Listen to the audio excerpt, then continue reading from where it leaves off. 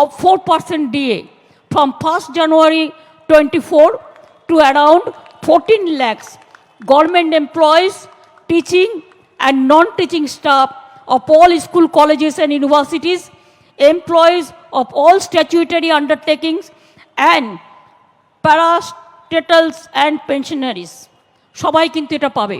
যদিও আমাদের pay commission আছে, এটা আমরা এক্সট্রা দিই, সুতরাং আমাদের কাছে এটা ম্যান্ডেটরি নয়, ইটস অপশন। এই যে শেষমেশ বলেছেন যে মহার্ঘ ভাতা অধিকার নয়, আমরা যেটা বারবারই দেখাই এখানে যে ওই দিল্লির বঙ্গভবনে এই যে অর্ডার দেখুন, এখানে পরিষ্কারই লেখা আছে যে দিল্লির কর্মরত কর্মচারীরা কেন্দ্রীয় সরকারের হারে ডিএ পাবে, কনভেয়ান্স অ্যালাউন্স পাবে, এইচআরএ পাবে, অথচ উনি বলছেন যে এটা নাকি ম্যান্ডেটারি নয়। তাহলে এই অর্ডার করেছেন কেন? কেন্দ্রীয় সরকার থেকে কেন টাকা নিচ্ছেন?